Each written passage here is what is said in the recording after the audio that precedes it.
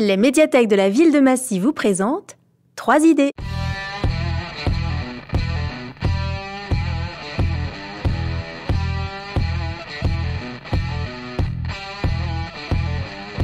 Bonjour à tous et bienvenue dans ce nouvel épisode de notre podcast 3 idées, dans lequel chaque mois les bibliothécaires de la ville de Massy, c'est nous, vous donnent 3 idées.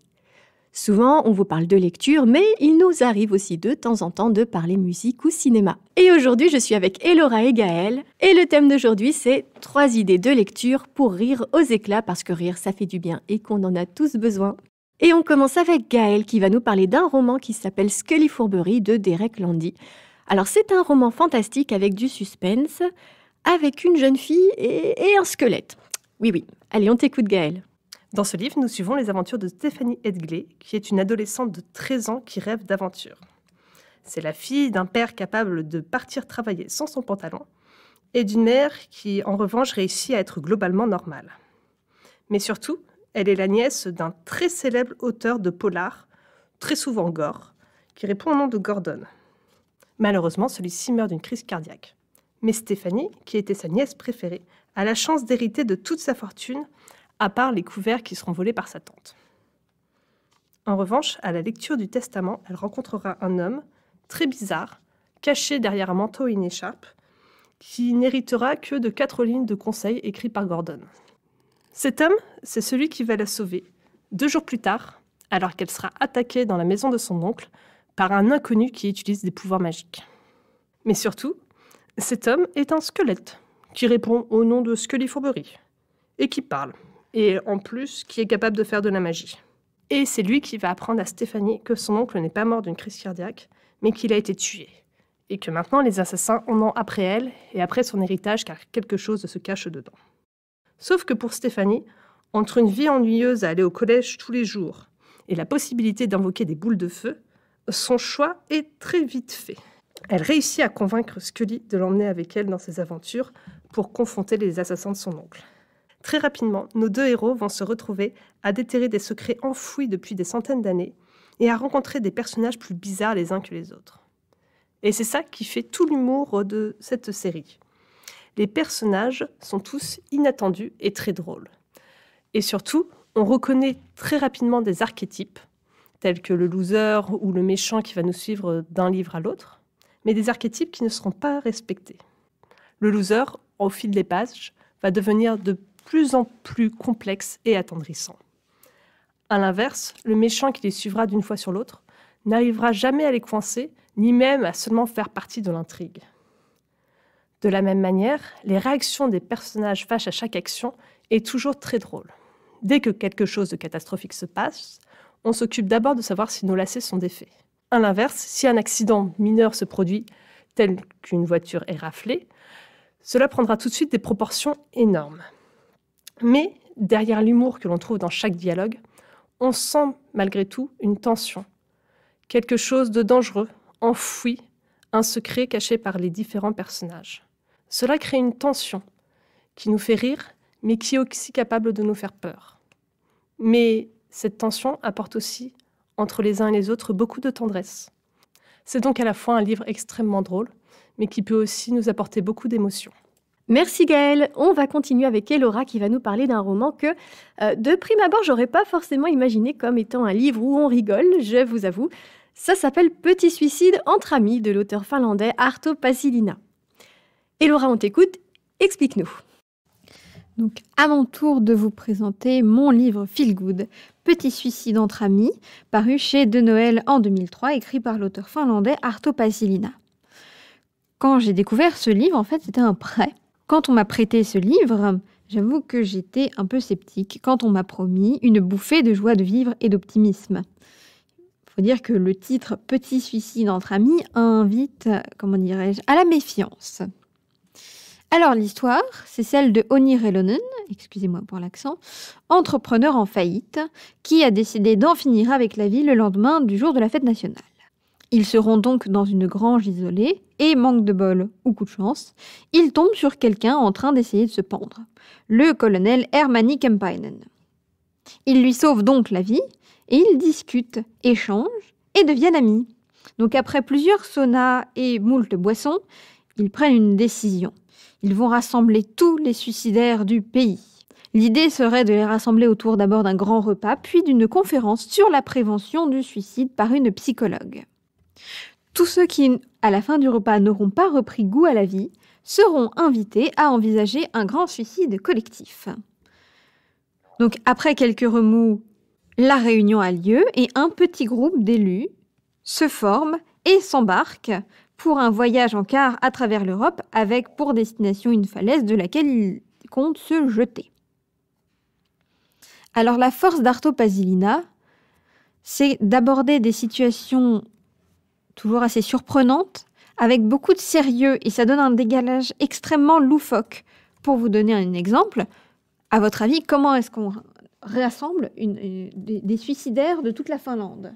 Eh bien, d'après Arto Pasilina, on passe une petite annonce dans le journal.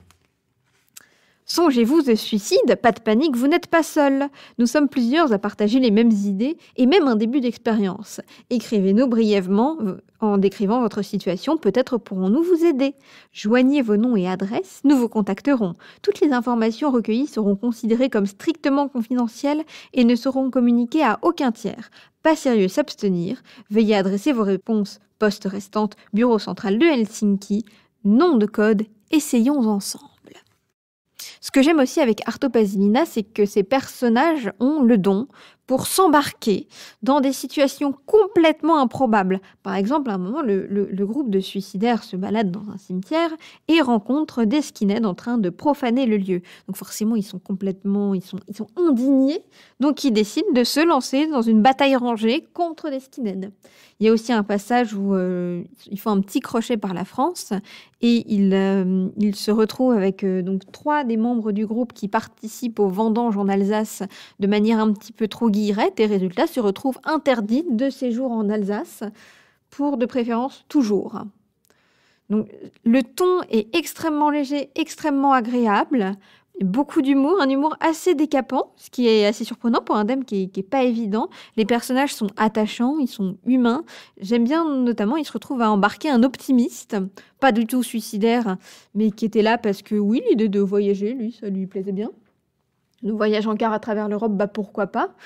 Donc le groupe de suicidaires se retrouve à se trimballer cette espèce d'empêcheur de déprimés en rond, comme ils l'appellent eux-mêmes. Et ce que j'ai bien aimé, c'est donc que ce petit voyage...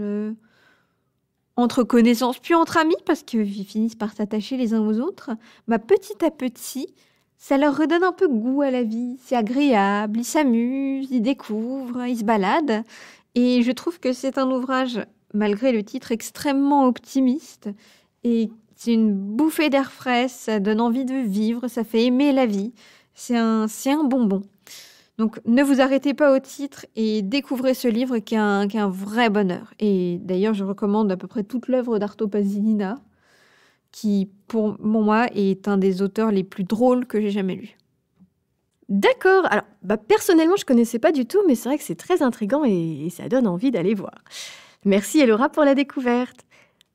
Pour la 3e idée de cet épisode, on va cette fois parler manga. Vous connaissez peut-être, même sûrement cette série puisqu'elle est assez connue. C'est Spy X Family et c'est Gaëlle qui va nous en parler. Alors oui, Spy X Family est un manga écrit par Tatsuya Endo, publié aux éditions Kurokawa. Les fans de manga parmi vous en ont très sûrement entendu parler car il a eu une adaptation en dessin animé qui a été très appréciée. Spy X Family nous plonge au cœur de tensions diplomatiques entre 2 puissances mondiales. Le centre de ces tensions, la ville de Berlin. Oui, avec un T. Mais là, si vous vous dites que j'ai l'air d'être parti pour vous faire un cours sur la guerre froide, vous avez parfaitement compris ce dans quoi je vous propose d'embarquer. Dans cette aventure, nous suivons Twilight, un espion de l'Ouest, froid et solitaire, qui ne vit que pour son travail. Sa nouvelle mission est d'entrer en contact avec un politicien de l'Est et d'en faire un allié dont il pourrait tirer des informations, afin d'empêcher que la guerre n'éclate pour de bon. Le problème, c'est que l'homme en question est très discret et ne sort que pour les événements qui se passent à l'école de ses enfants. Sauf que ça tombe bien, le petit dernier de 6 ans va justement rentrer dans cette école. C'est ainsi qu'on se retrouve donc avec notre espion, qui est quand même un loup solitaire, qui va devoir prendre l'identité de Lloyd Forger, et surtout qui va devoir se trouver un enfant et une femme en moins d'1 semaine. Par chance, étant très doué, il y arrive sans trop de problèmes. Mais il y a aussi une raison à ça. Notamment parce que sa femme, Yor Briar, est une tueuse à gages qui avait aussi besoin d'un mari très rapidement pour ne pas attirer les soupçons sur elle. Quant à sa petite fille, Anya, à la base son prénom était le sujet 007. Elle sort d'un laboratoire d'expérimentation et elle peut lire dans les pensées.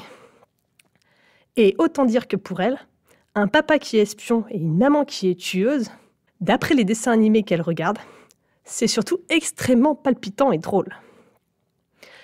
Alors, cette famille pas vraiment très fonctionnelle va devoir réussir à faire en sorte que la petite dernière rentre dans l'école la plus huppée de Berlin et fasse ami-ami avec un petit garçon globalement arrogant.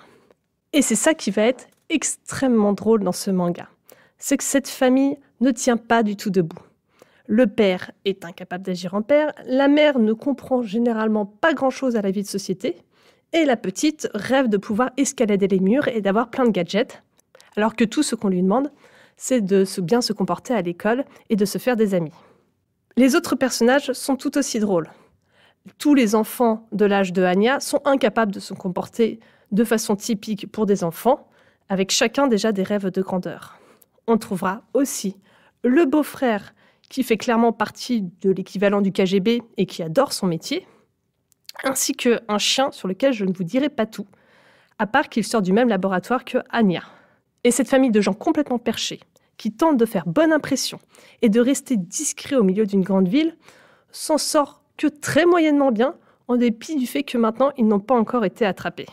Ce manga réussit parfaitement à être un mélange entre une histoire d'espionnage très tendue et qui pourtant risque de foirer à globalement chaque page. Les dessins aussi sont extrêmement dynamiques et portent à eux seuls un lot de gags à ne pas rater. Même si l'animé vous a plu, vous découvrirez plus de choses à travers le manga et une autre façon de revoir aussi les personnages et leurs différentes relations. Une autre dynamique, mais les deux marchent bien, même s'ils ne sont pas pareils, et vaut donc le coup d'être découvert.